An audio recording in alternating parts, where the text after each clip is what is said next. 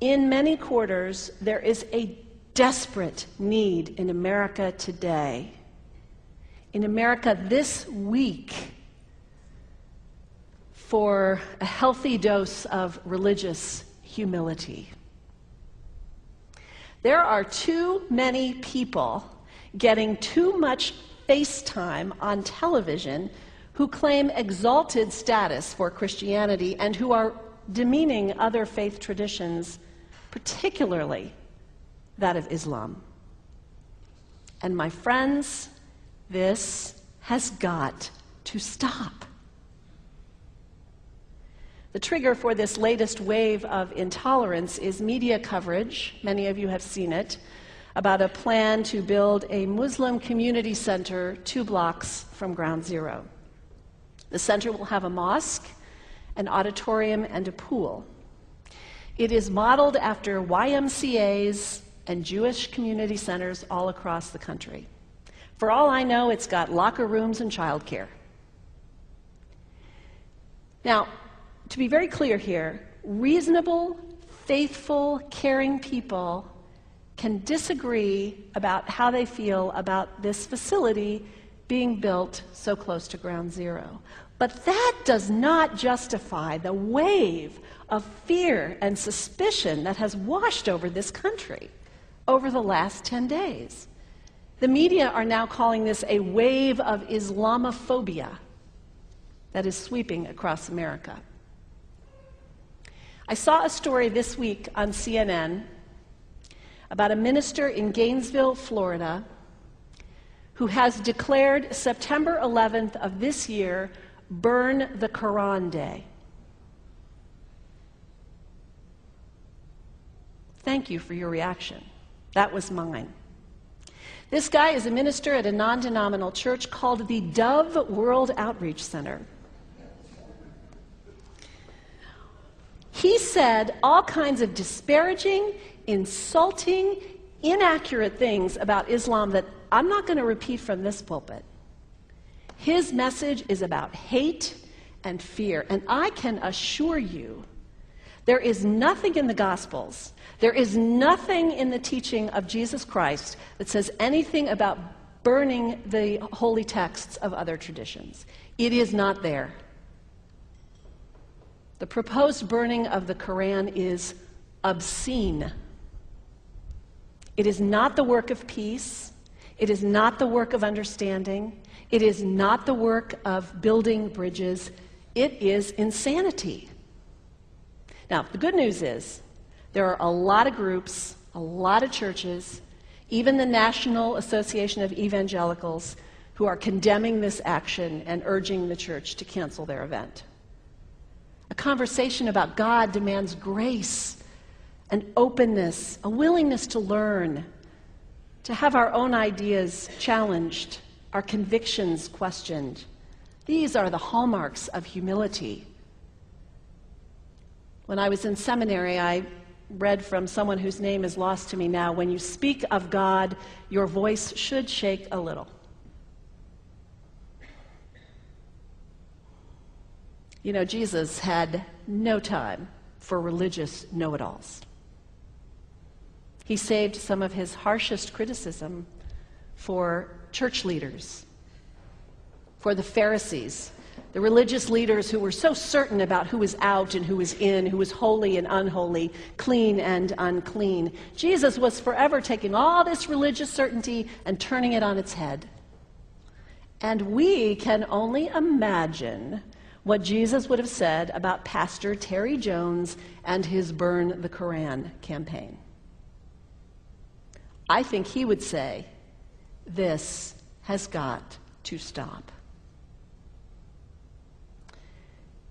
Followers of Islam believe that the Quran is a collection of revelations received by the Prophet Muhammad from God about 1400 years ago. They believe that Muhammad was the last of a series of prophets and teachers and messengers that included Adam, Moses, Jesus, Abraham, all names revered by us as well. The word Islam means peaceful surrender to the will of God. The Quran was written at a time when the Muslim people were being driven from their homes, persecuted, and killed.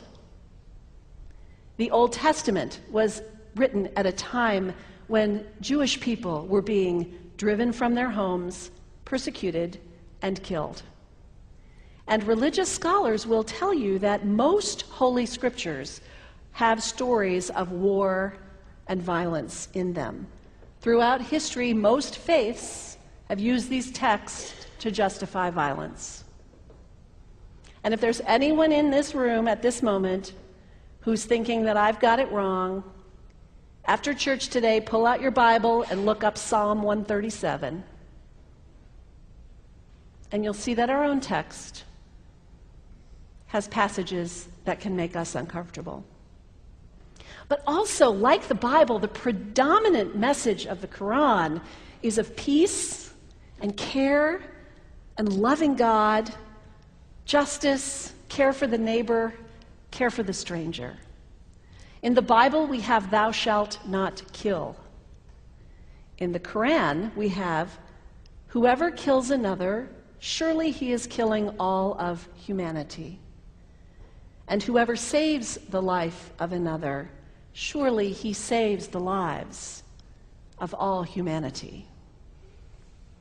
These are words of peace, words of faith, words that could save the world if we would take them to heart.